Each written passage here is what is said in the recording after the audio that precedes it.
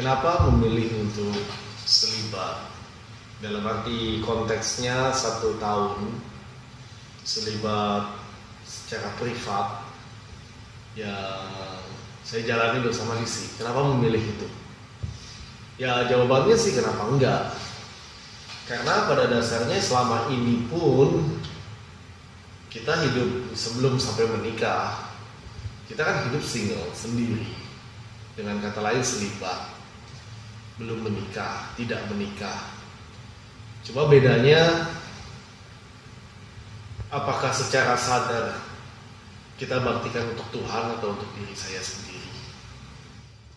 Tapi yang membedakan adalah kesempatan untuk membaktikan secara spesial 1 tahun ini, menjalani selibat secara khusus menjadi sebuah selibat yang dibaktikan untuk Allah, yaitu single untuk Tuhan.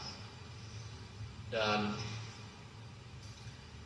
menurut gue sih ini akan ada banyak buahnya, karena bayangkan aja kalau misalnya 35 tahun kayak gue, itu 35 tahun dan gue udah mencoba 1 tahun, artinya gue kan cuma membaktikan 1 dari 1/35 waktu hidup gue untuk Tuhan, untuk secara istimewa duduk di bawah kaki Tuhan, lalu berusaha membuat supaya single yang gue jalani ini menjadi fruitful, menjadi secara istimewa sebuah persembahan untuk Tuhan.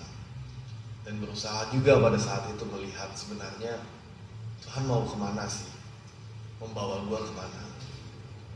Jadi ini justru merupakan sebuah kesempatan bahwa bagi kita semua yang mungkin ya zaman sekarang kita semua tuh maunya investasi itu tahu dengan baik investasi yang kita lakukan seperti apa, dan ini merupakan cara terbaik untuk menggali Tuhan maunya apa sih buat lo, dan apa sih yang bisa gue berikan untuk Tuhan. Jadi lu persembahan seluruh hidup gue selama 1 tahun.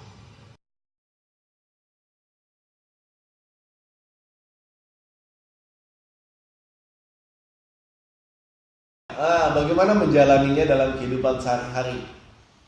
Ya pada dasarnya nggak ada bedanya dengan kehidupan sehari-hari, ya, kerja, sel, ngopi, Starbucks dan lain sebagainya.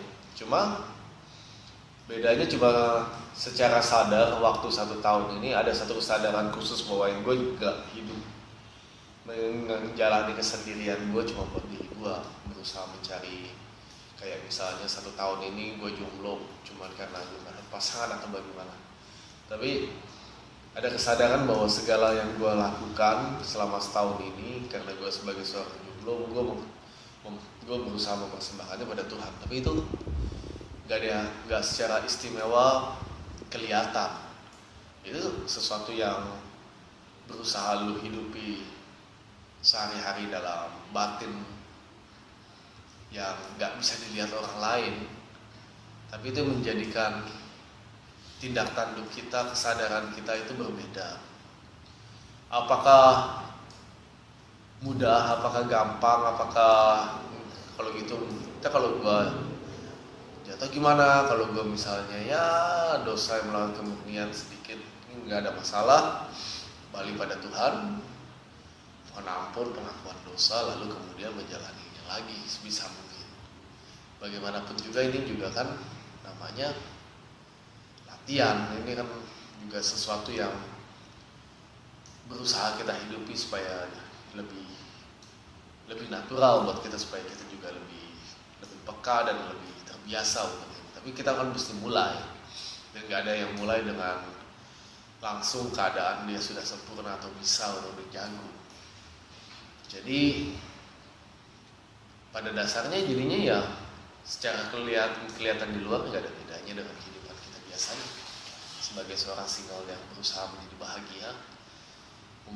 bahagia diri sendiri dan bahagia bersama Tuhan, berusaha menyenangkan Tuhan.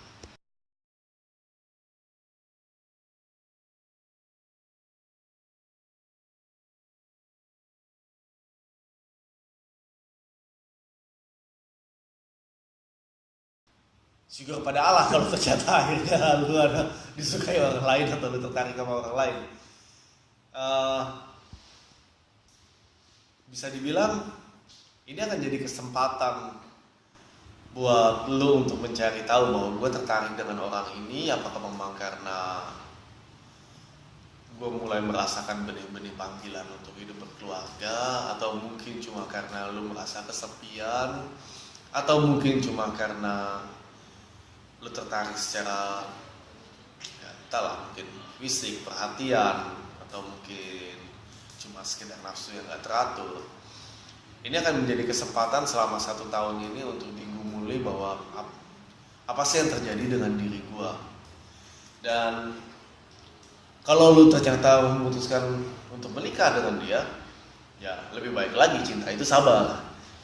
Kalau lu, ini menjadi masa persiapan lu untuk secara rohani mempersiapkan diri untuk sebuah pernikahan yang baik dan berharga dan benar. Tapi apakah kalau begitu ya udah gue terminate aja komitmen gue, putus plek tengah jalan? Lebih baik jangan.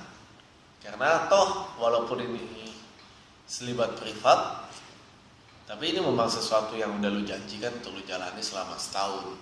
Dan setelah setahun itu lewat, ya silakan kalau mau pacaran, nggak mau memperpanjang. Tapi manfaatkan sebaik mungkin masa 1 tahun ini. Dan ini juga jadi kesempatan untuk lu kasih tahu kepada orang yang lu suka, pacar atau calon, tentang apa yang lu jalani. Dan mungkin juga dia tertarik untuk melakukan discernment, pengolahan batin soal bagaimana menghidupi kesendirian saat ini, bagaimana hubungan lu mau dibawa ke mana ke depannya, bagaimana lu mau membina sebuah relasi yang menyenangkan Tuhan dan bukan cuma sekedar isi going jalan karena gue suka, jatuh cinta, lalu kemudian ya sudah gitu, lihat aja yang terjadi. Jadi pesannya sih satu, jangan, nggak usah takut kalau memang di tengah jalan lu suka sama orang lain. Tapi juga jangan terlalu khawatir soal itu. Gunakan kesempatan ini untuk melihat, mengenali lebih dalam panggilan lu kemana, gerak-gerak batin yang lu rasakan itu seperti apa, dan lu mau bawa kemana ini.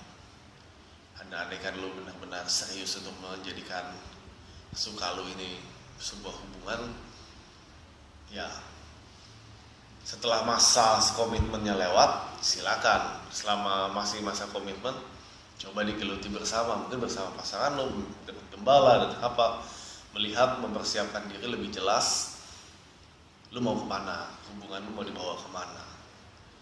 Jadi gak cuma sekedar asal nyemplang jalan ngalir begitu aja, tapi lu punya waktu yang benar-benar berharga untuk melihat dengan baik gue maunya apa, panggilan gue kemana, dan kalaupun gue punya relasi gue mau gue bawa kemana.